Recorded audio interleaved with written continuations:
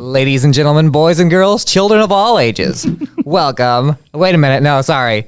Southeast Iowa. Oh, wait. Will we get sued if I do that? I was going to do the Michael Buffer thing to start the show You'll today. never know. I don't know. I better not do it. Yeah, you better not. We might. All right. I was going to go all in flagged. on it. I'm going to look it up, and if I figure out that we won't get sued by using his little shtick, I'm going to do it next week. We're here on Southeast. What? I'm fine? Yeah. How does it go? Southeast Iowa, are you ready? And then you guys cheer, but not as loud as I want you to. Yeah. I said, Southeast Iowa, are you ready? That is great. Oh, let's get ready for Southeast Iowa Union Sports Talk. I am your host, Andy Kretzinger, here with Hunter Moeller, looking cool today with the backwards hat. Yeah. And earring combo, and Nikki Brackett's on the ones and twos as always. Hunter, are you excited for some spring sports? Yeah, man, you got me fired up with that. Yeah, I'm fired up today. I don't know why. I'm actually crying. That was pretty funny.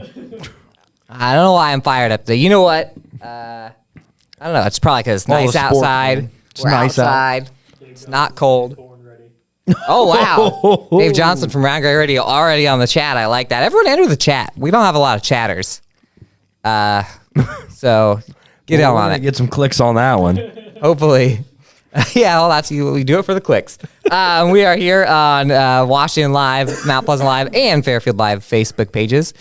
Washington Live's YouTube. Wow, the energy really went down on this one. YouTube and Spotify, audio and video. I'm going to be on something else that I missed. Oh, on our Twitter at Union Sports page. And I will, while Hunter's talking, go ahead and pin this, but not yet. Because we're going to talk a little tennis at the top of the show today, Hunter. Yesterday was a day that I think that I've been kind of waiting on since last year. Yep. Because we had the return to state for the Fairfield duo of Garrett Flanagan and JC Hans. I've been saying his name Haynes, and it's not spelled Haynes, so I don't know why I have. But you heard it pronounced the other day, and you educated me that I've been pronouncing Jason's last name wrong. How did you say it? I don't know how you put me on the spot because now I forget. Well, Jason Garrett were playing doubles yesterday. Nice. It was the Class 1A district tennis meet in Fairfield at Fairfield Middle School. Hosted, I'm not sure if this was hosted by Fairfield or hosted by Maharishi. I think Maharishi School technically hosted this one. But we had, as I said, two state qualifiers, or really one state qualifier in the form of the doubles team of those two Trojans. They made it last year in what kind of felt like upset fashion. You know, when you go to these district tennis meets, you got Xavier and Assumption there, especially Xavier. Both are ranked, I believe, in the top 5, I think. Yep, and I mean, Xavier always has the best. Xavier's going to get 2 or 3 or 4 people to state. Last year they got 3, and Jason Garrett were the only 2. Now I feel like I'm saying Jason Garrett. Shout out to Coach Clapp from the Cowboys. I think you're right on his last name. Hans, I think. Yeah, I should ask him. Anyway, so those guys almost ran the table yesterday. Got second in the district, same as last year. They rolled through, went over Fort Madison, and they got a bye. They rolled through Fort Madison, and the team of Miller and Johnson, Quincy Miller, and I forget Johnson's first name, from Xavier, had beaten Mount Pleasant's top duos team of doubles team. Doubles, yeah. Duos is like Fortnite. Why did I say duos? Doubles team of Owen Van Sickle and Jake Insminger, and that set up quite the clash. A 3-set win. You play best of 3 for all you tennis amateurs out there, high school tennis amateurs. And they lost the first set yesterday. The Fairfield did, which I thought it was the same as last year, but I looked it up last year. They went into 3 sets, but Xavier won the second set. But anyway, they lost the first one 6-4, came back, dominated the second set 6-1, and then it was 2-2 in the third. So it was a best of whatever it is from that point to go to the state tournament, and 4 straight sets for the Trojans. So our top doubles team all year is off to Iowa City, but it's going to be a while. So it's about 2.5 weeks away. Wow. So you saw him play a good amount. We haven't seen him lose very much. I was going to say the shout out to him for they were crowned this year's Southeast Conference champions too last week. Yep, Southeast Conference doubles champion, and Owen Vancicle from Mount Pleasant was the singles champion. Champion. Yeah. So, and I mean, for all of you following, you that Mount Pleasant and Maharishi had a really good team year this year, but Fairfield's a little more top heavy with that doubles team. Mount Pleasant and Maharishi gave it their best shot. Vancicle and Insminger were the probably the closest for Mount Pleasant. Elliott Cook in singles got to I guess the quarterfinals. So same, and then Maharishi had a couple of semifinalists in the singles. Rumen Luau was one of the top seeded players. He made it all the way to the singles semifinals yesterday, lost to Ryan Schmidt of Xavier. Xavier plays their top singles guys, their top two. So Xavier always gets the top two single spots. He really gave Ryan Schmidt of Xavier a good game, 6-4, 6-3 to Schmidt on that one. He was defeated, and then Han Wang, who Coach calls Han Solo, Coach Briggs calls him Han Solo, and he's a very entertaining player. Yeah, he is. And he ran into a buzzsaw. He went ahead and he beat a kid from Assumption. He beat Worcester from Keokuk, and he got into the semifinals, but he also faced the Xavier kid, which is Charlie Legrad, who is the number one ranked player in the district, a possible state champion. It looked like amazing watching him. It was crazy how good that kid was. 6-0, 6-1 loss for Han. So it was we got one out of the four. Yeah, and so now, like you mentioned Mount Pleasant and Fairfield they still have to play team wise, right? Like how does that work? I remember. Oh yeah, sorry. They changed the team. This is how it used to be in boys tennis. You play the doubles and singles thing, right. And then along with the kids who are going to state, there's a point system that each team goes by. Top team is automatically in the sub-state final, I believe, and then or the district final, whatever. And then the second and third team play a regular tennis game, best of 9 matches, with the 2 seed hosting, and the winner goes and plays that 1 seed. So it's a really long, drawn out thing, but there are advantages to it. And they changed it this year to be more like the girls. What the girls do is they do the singles and doubles competition to figure out who goes to state individually. And then they do a totally different tournament for the teams where it's just like a basketball tournament. Fairfield plays against Mount Pleasant, and then the winner goes against Maharishi, and or the winner goes against Maharishi against Davis County or whatever. And they just play it out like a regular season meet. The only thing is it's first to 5. It's best of 9. So in the postseason in tennis, when it's the team thing, once you get your 5th point, it's like the kid wins the 5th single, or whatever the singles or doubles. Once they get to 5 points, everything just halts. So you might be in the middle of your match, and it's just over. It's really fun. The Fairfield girls have made it to state a few times in the last few years. And so it's really fun when, say, Fairfield's up 4-2 or whatever, and they just need one more win, and you've got kids playing, and you're just waiting on that last stop. Yeah, you're just waiting on that last point, and then they get the last point, and then word just spreads, and so kids will be playing tennis, and they hear that they got the 5th point, they'll just drop their racket and just go, mob whoever the last winner was. So anyway, that's a long and short way to say that doubles team from Fairfield is our first state qualifier in tennis, and they were playing in Iowa City towards the end of the month. And they did lose the district championship to Xavier's other doubles team. They had a nice comeback to force a 3rd set in that, but couldn't get him in the 3rd set. And so I don't think that they'll be seeded in the tournament. They'll probably get their opponent from a draw of the hat. But they played really well. They've just jumped hugely as far as how good they play together. Yeah. I don't think they're singles wise. They're not. They don't have the magic they do when they're playing doubles. So. It was intense. There were a lot of fans. It was fun because I think all the kids, no matter if they're rivals with each other or whatever, want to beat Xavier because Xavier always wins. And so you had the Mount Pleasant kids there lined up. You have Fort Madison, Keokuk kids cheering on the Trojans. So that was cool. So yeah, it was a great environment. Yeah, it was a great environment. It was fun. Got a little chippy, but that just adds to the fun, and as long as it doesn't get too crazy. So so yeah, everyone was fairly well behaved. Yeah, congratulations. So, I know, and shout out to Jeff Courtwright, the AD of Fairfield, for putting on a good. They do a great job hosting the district. They host every year, so yep. Them or Maharishi, so they kind of do it a and Steve Briggs and Michael Holt also. They the coaches for Maha and Fairfield. And that's all I got for tennis. Yeah. And that we'll transition into a little track. What do you think about that? Before we go to this first commercial.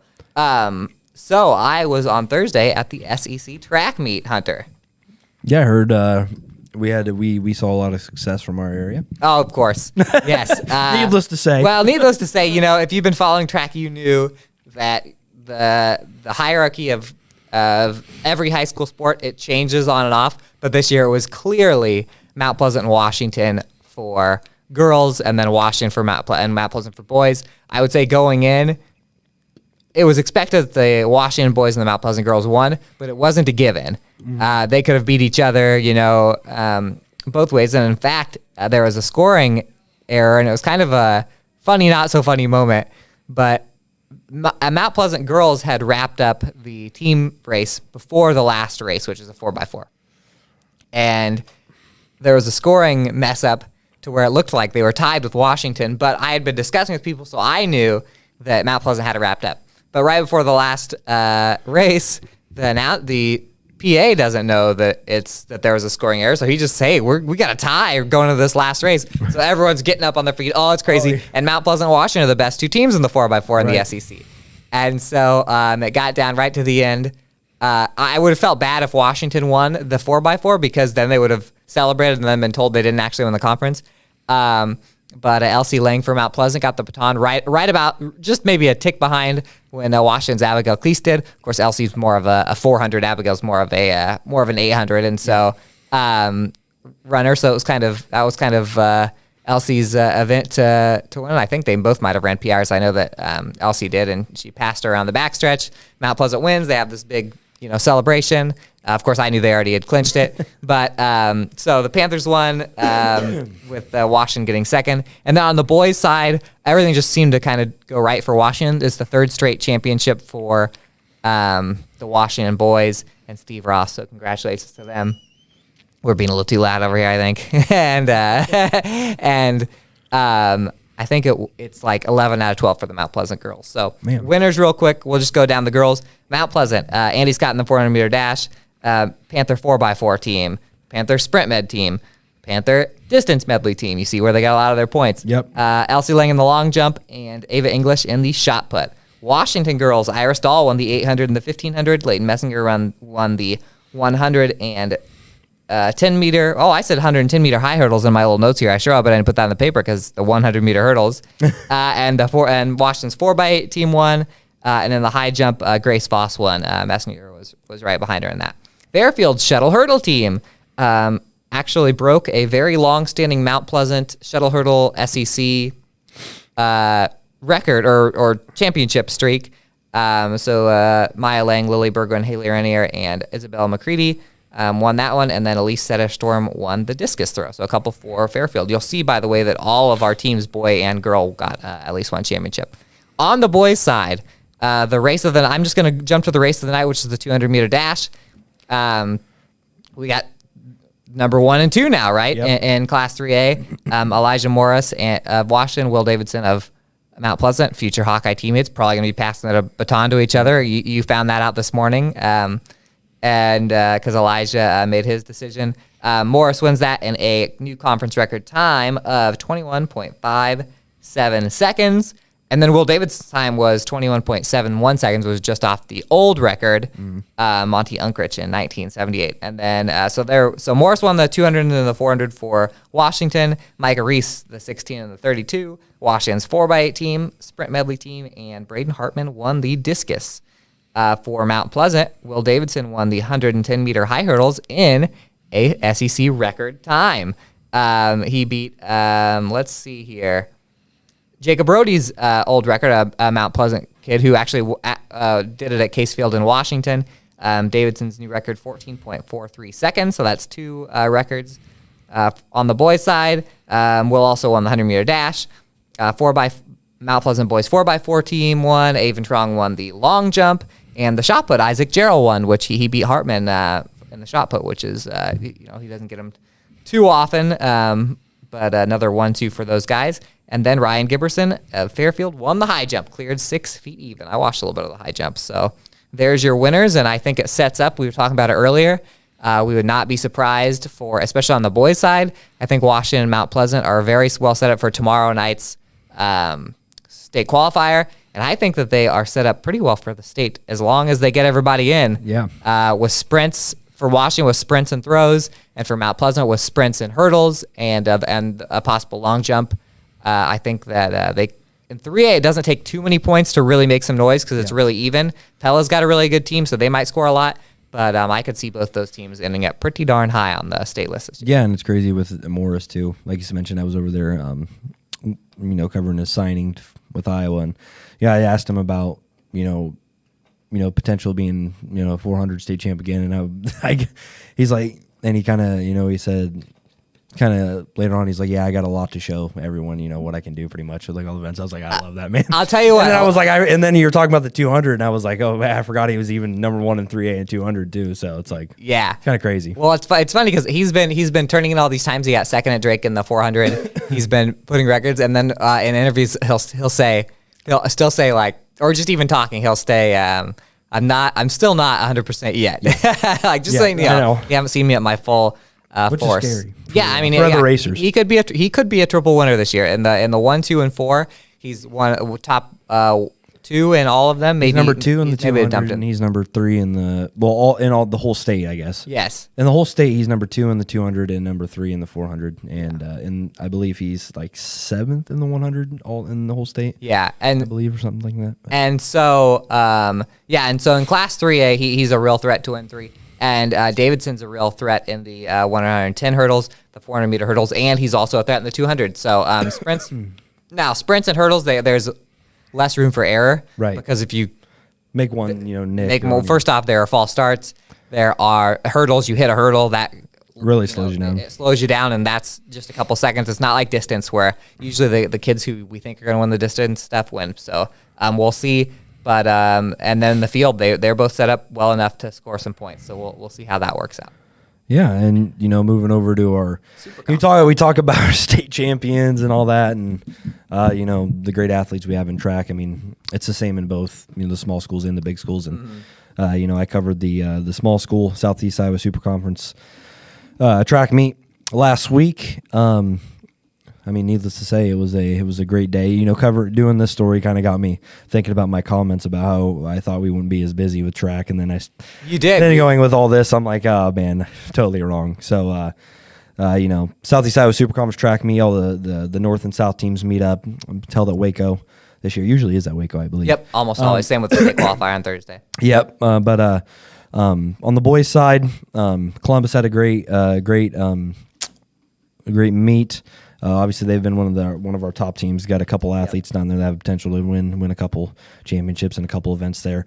They had 183 points in the to lead the North Division. Winfield, Mount Union second, 112. Waco third, 109.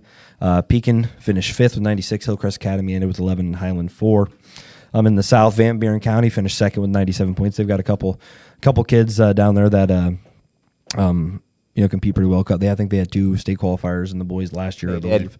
New London finished 6th with 51 points. Mediapolis won the entire meet with 167, and they're kind of I would say they're probably the perennial track team in the South with as much talent they have. But on the girls' side, on the girls' north side, Pekin girls, I'll never forget us going to Drake, and then the just got to Drake in the 4x800 Pekin girls state champs, and we were just kind of walking in being like, Oh wait, Pekin's already running. Okay, yeah, Pekin's already running. Okay, and then they won a state championship like 5 seconds later. Yeah, first interview, 2 minutes in or whatever. Yeah, that was electric. Getting a state championship. They're just good. Got a lot of young talent over there. They do.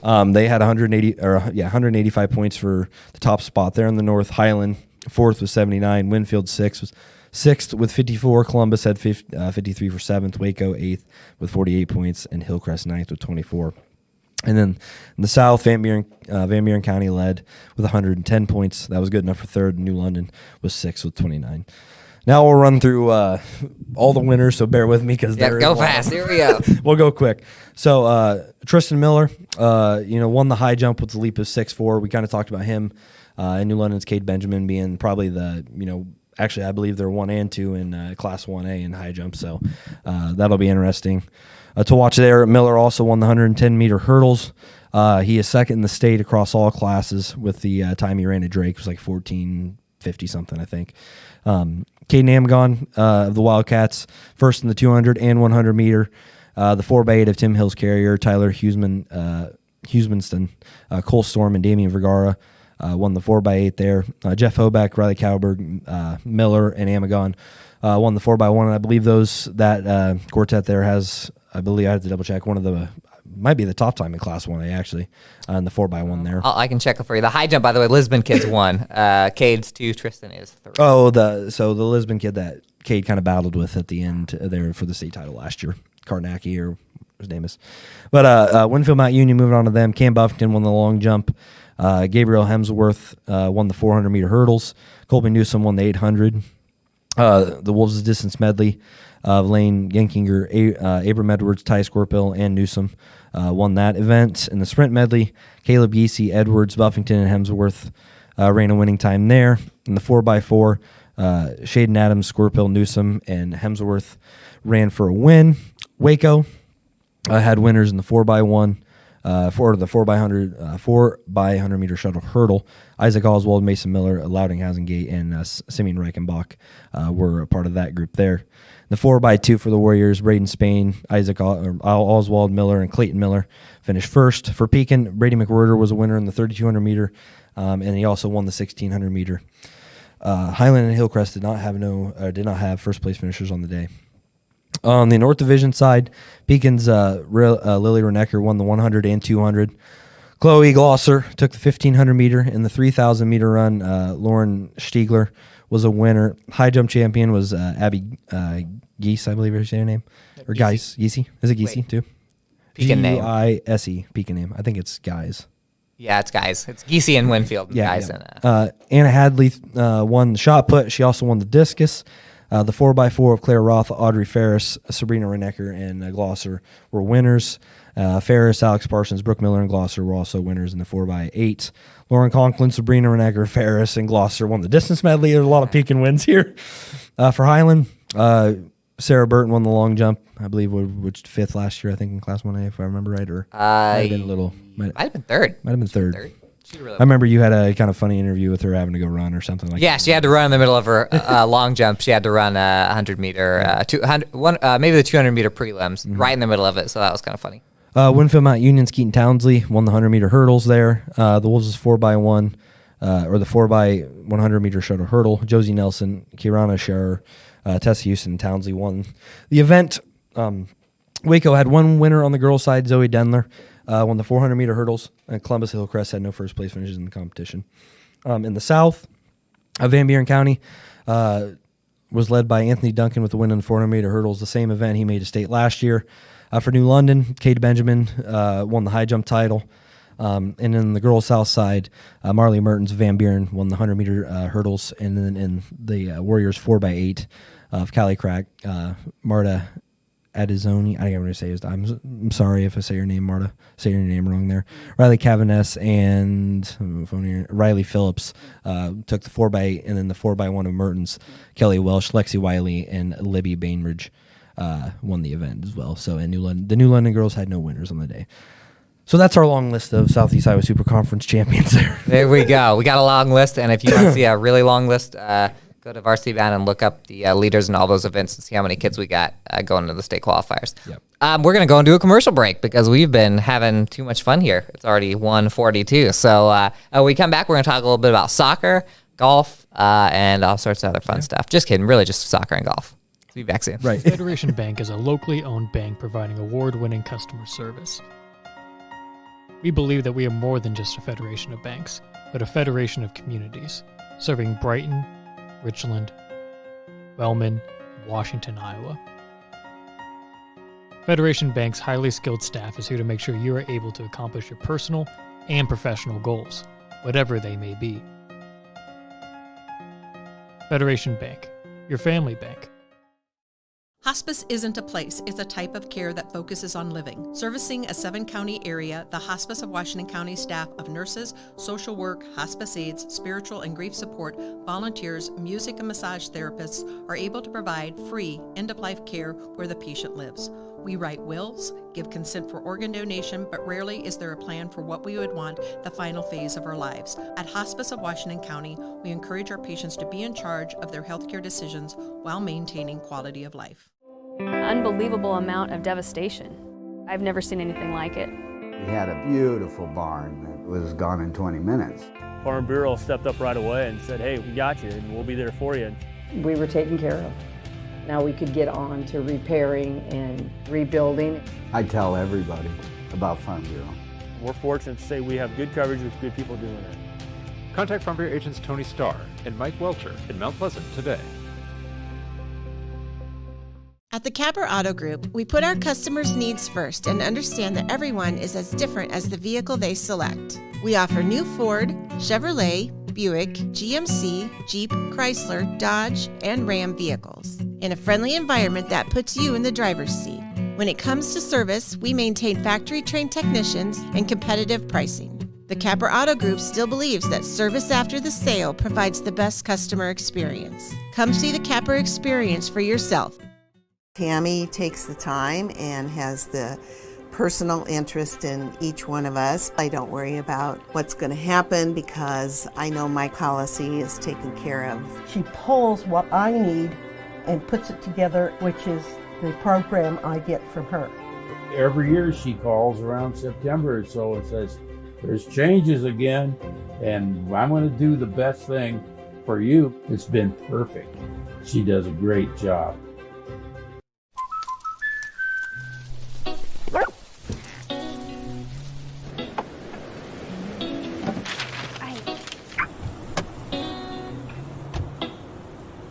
Protection is important, especially when you're talking about your dreams, which is why we're going to keep you covered with plans that can save you up to 23% when you bundle your home and auto. That's protection.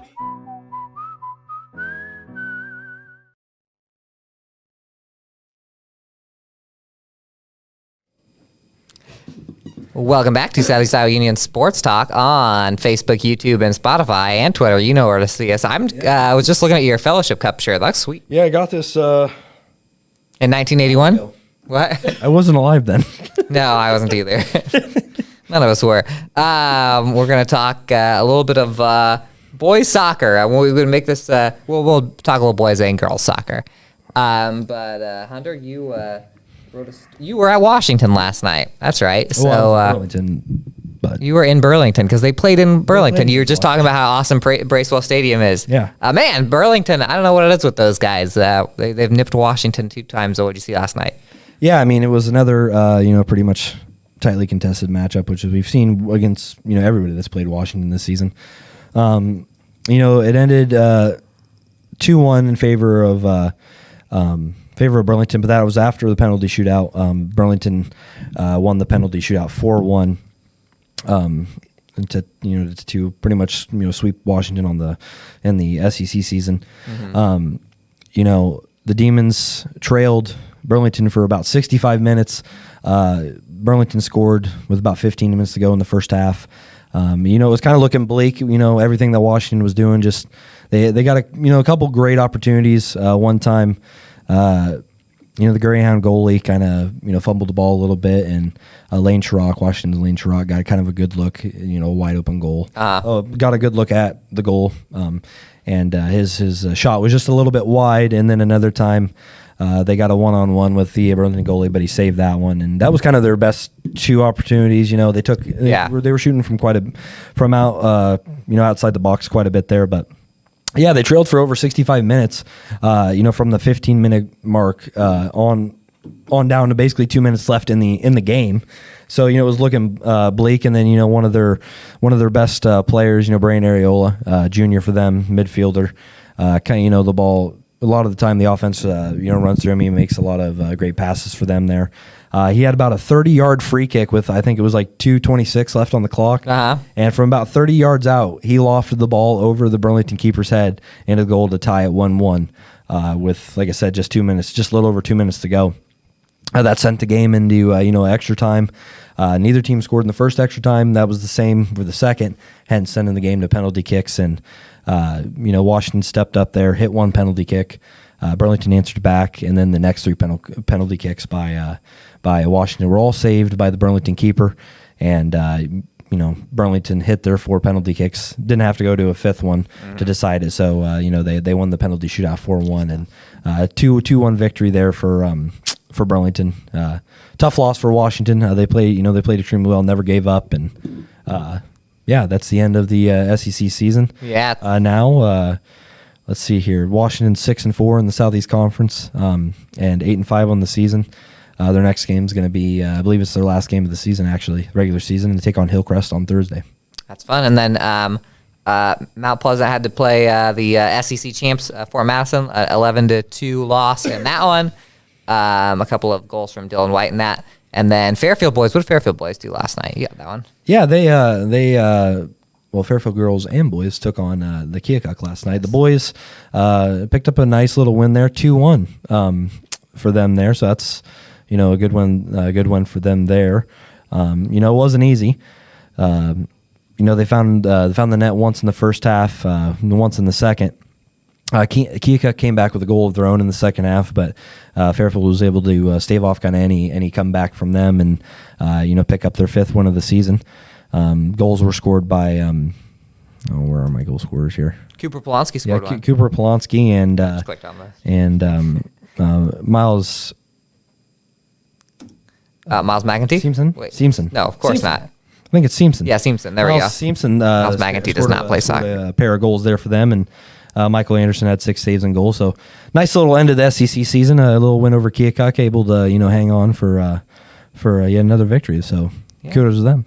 Kudos to them. And then you said you had the girls, but the girls, 3-2. They almost picked up their first win last night. And you look at the last time they played Keokuk, it was 5-0 in favor of the Chiefs there in Fairfield. So a nice little kind of bounce back game for them coming back. Even though it was a loss, it shows that they haven't given up. Even though it's been a tough year for them. Yeah, that was big, probably emotional. Actually, I'm going to Kiara Bickma's signing for soccer here in an hour or so, and so I'll talk to them. And that was, their best. They had only scored 2 goals leading up to that. Yeah. So two goals last night. They were in it. It was a game. Yeah, that's good to see.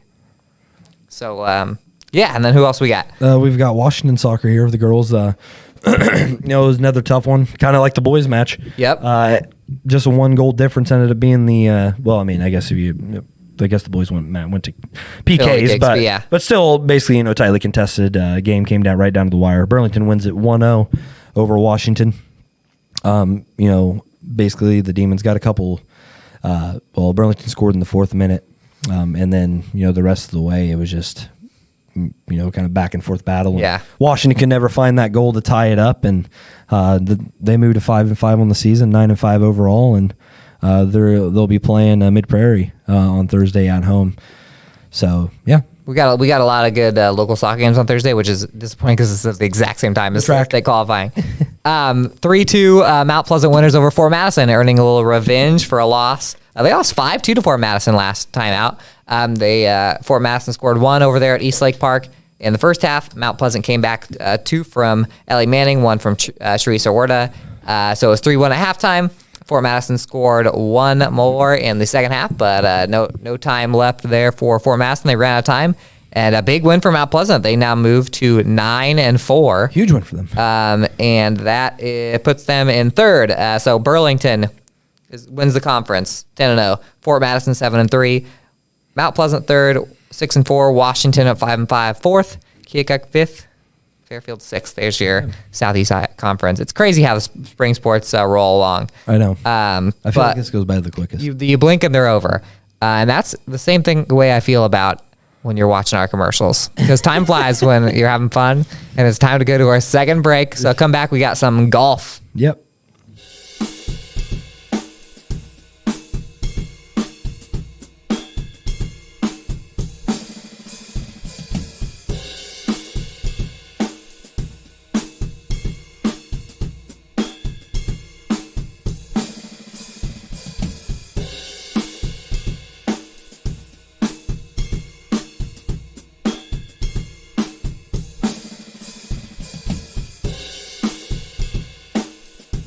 Family owned and operated by Andy and Sarah Ross, Ross Auto has been your vehicle repair and maintenance headquarters since 1935.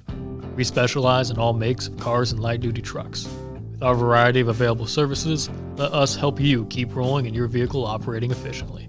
Services include general auto repair, alignments, brakes, fuel injection, and more.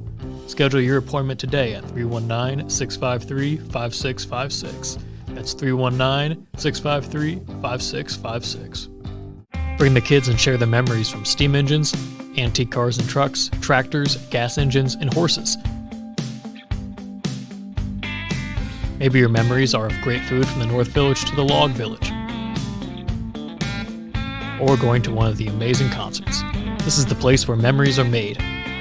Make plans now to enjoy the history of the past at the 2023 Midwest Old Threshers Reunion, August 31st through September 4th in Mount Pleasant. Visit oldthreshers.com for more details. At 5 Star Community Credit Union, we want to help you lead a better life. We offer competitive rates and convenient appointment times for all kinds of loans: auto, recreational vehicles, home equity, line of credit, holiday, and personal loans. We make it easy to build your credit and enjoy the good things in life. We invite you to join 5 Star Community Credit Union. We are community-minded and member-focused. Come visit our locations in West Burlington and Mount Pleasant or online at 5starcu.org. Federally insured through the NCUA, Equal Housing Lender. At Brown Shoe Fit, we pride ourselves on traditional sit and fit service that's been serving the Mount Pleasant area since 1952. At Brown's, we have shoes for the whole family. From kids to adults, we carry the finest footwear for every occasion. Whether you're looking for something for work, casual wear, or exercise, we've got you covered. And don't forget about our selection of safety toe footwear for both men and women. Come visit us 6 days a week and experience the best in traditional sit and fit service. Brown Shoe Fit, where quality and tradition meet. We are back. Southeast Iowa Union Sports Talk Live, and we got a few minutes left here, so I needed to run by. I was at the Southeast Conference Golf Tournament last week and at Schaefer Memorial Golf Course in Fort Massey. You ever been to Schaefer to play? I haven't. You haven't? I need to go to Schaefer. I don't think I've ever been to Schaefer. No, really? Not even to cover? No. Oh, we've had a couple different winners at Schaefer. The Washington boys golf team won on May 3rd, which was last week. It was right after this show, I think. And New London girls won the Super Conference, as we would have guessed last night. So I was at the boys meet, so I was bringing up the results here. I was a little late. But Washington won by 23 strokes. Over Burlington. It was one of those things where Washington's won the entire year, but they don't go against Burlington because Burlington plays golf in the fall.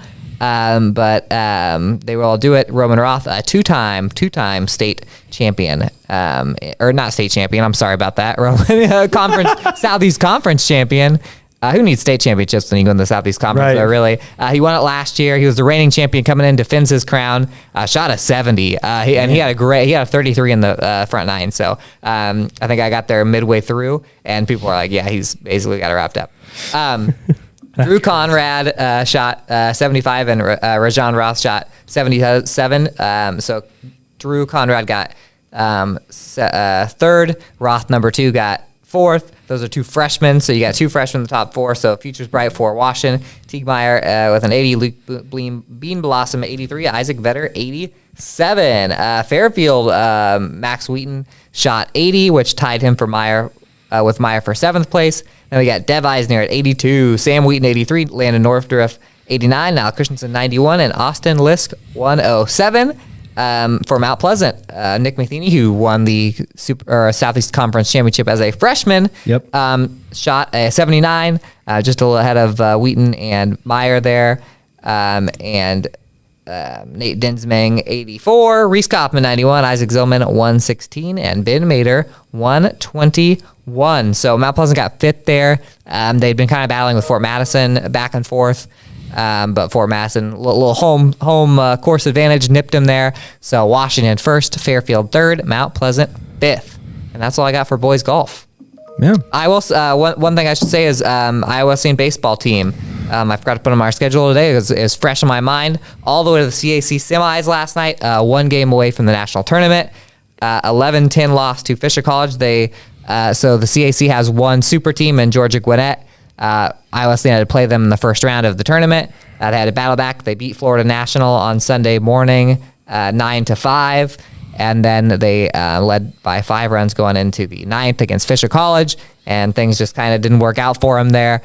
So Fisher walked off Iowa Wesleyan 11-10 in the 11th inning. But a great season for Iowa Wesleyan. It was their best record since 2011, I believe, 500 records. So dang, pretty cool. And that team went to the national tournament. So it's again another bittersweet thing because that ends Iowa Wesleyan baseball, but had a good one of the best seasons in recent memory. One thing I wanted to mention too is, I know you covered this last week, but Mason Sheldy, New London's boys, Southeast Iowa Super Conference boys conference champion there. So yes, I forgot to mention that in golf. Mason Sheldy was an individual champion, won a playoff to win that, and Hillcrest Academy won a team championship in the Southeast Super Conference. So this next week is when the boys and girls golf heats up like crazy. We got state qualifiers. We got one tomorrow. We got the sectional in Washington, so it's not a state qualifier. You have to get to districts. But it's going to get crazy here. So, and then conference golf tomorrow, and we got tennis. We got regional tennis for the girls. So busy week. It's going to be over. State qualifier on Thursday, and then it'll be over, and then we'll sleep. And then baseball and softball. That's right. But I don't want any of you to sleep. For the next however many hours are in a week, because we'll be back next week, 2 o'clock as always, 1 o'clock as always. Well, 2 o'clock Eastern, 1 o'clock Central Time. Southeast Iowa Union Sports Talk for all our East Coast listeners. We got a few. East Coast. Did you write it? East Coasters. East Coasters. And we'll be here again. Yeah. As a sloppy finish. We really started strong today, and then we kind of bottomed out. We're a little tired. But that's okay. It's not how you finish, it's how you start. That's what they say. Right. We will see you next week.